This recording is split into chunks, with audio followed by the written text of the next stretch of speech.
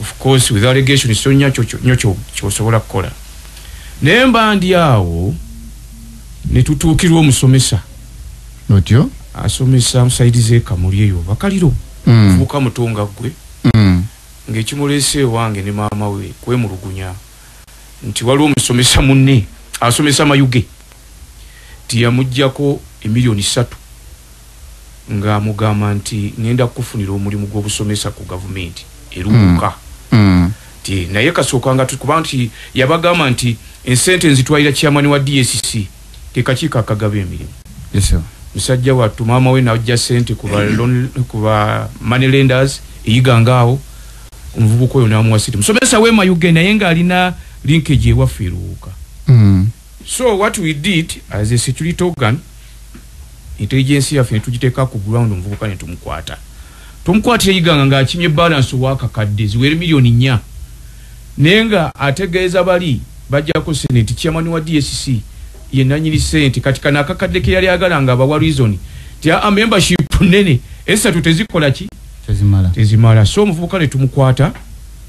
ne muteeka ku polisi yaffe file gyerieta in fact kati erimu anti corruption as we talk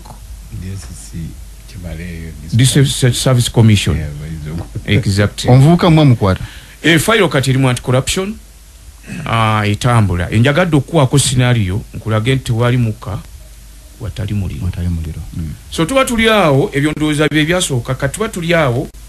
ali ne tufuna kino kati ekivumbujja era ekiri under investigations nga omu ku bakansala abaffe eruuka awandiise a petition against the DSC Research Commission nga yemulugunya ku kakiiko nga alina abamemba bwe yakolagana nabo kansala nga yali ayagala kusaba mulimu ayagala kuva eno sinomu tekiganibwa it's okay kasi omuntu adde ku kintu ekiri permanent and pensionable so in the process ne wabawo bye balagaana bilinda mu audio already investigation zikola nga ye mulugunya hard copy ne tugifunako photocopy ne kireeto omuyaga gwa maanyi nnyo mu luuka waliwo n'omulala era naye wabalema naye nga almost the same case so good enough speaker waffe na convening extraordinary council specifically to handle that one nitubira munga security ne pita ne DPC le intelligence yange nitutula in that council tuulirize ekyatumala enviiri yoyo yennyini yawandika petition oganti anze sikyalina interest mu kino have withdrawn nga naffe mwe tuli muli ne polisi yange tugane muga withdrawing otya already it's on record ngo campaigning against the DSC so from that point instructing a police DPC to investigate the matter sakomao because rolo yange singo bunene mu district in this kulwanyisa corruption na kulaba nti emirimu gya government gitambulanga wegiteko kutambula investigation zitandika nimpandikira igigi nimpandikira na anti corruption to intervene and investigate lwaki twagenda extra mile nebyaje sikugambye because the case is under investigations nga abantu bangi bakuba amasimu audios bazituweereza on phone netugamba nno tunakoma ku kya polisi yaffe yo kolusi erwa nawo katugendeko extra mile kubana abalala so as we talk now ensonga eri under investigations saagala kwogera nitty-gritties about it mbanyolona investigations okay naye nga kyenjagala okutegeeza abatuuliriza nti kino tekiri luwuka yokka countrywide we have problems ne do service commission njagala kubbirako nti government is like considering okuzzayo obuyinza obwo ku center ebimu ku byonoonye service delivery mu local governments kwe kufuna abakozi ab'ekibogwe obantegereka abatatuukanye na bisaanyizo byetaagisa because teri muntu alina bisaanyizo bituukana n'asaba mulimu mu service commission n'atagufuna wadde competition y'amaanyi abatera okukola ebyo be bantu ab'ekibogwe abamanyi nti ne bwana akulya tatasobola kukola ki kuyita mu interviews so in that sense kyengezaako okugamba nti omulimu investigation zigenda maaso tetumanyi binakivaamu naye kimanye kinakivaamu kinabeera kijja tuyambako okuteminga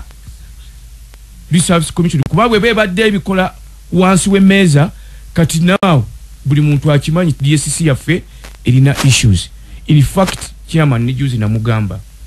nti abakulu balinga batachaina na moral authority to go ahead n'ekyo kye babeesigwa because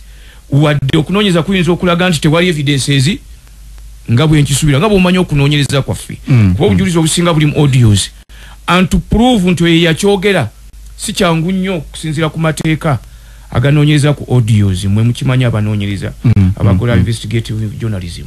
So abannaffe abaluwuka n'abantu mwe n'abatuliza ofisi yaffe ya security oba eya RDC tetwebase, we played our part. Chairman kusaawa zino mikono giri misibe alinda the report from those investigating arms, maybe even the center can take a decision oba kuyimiriza oba kukola ki ebyo nange ofisi yange byerinda naye ngaze nga RDC we played our cardinal role of ensuring that the matter is investigated. Kale webale nnyo RDC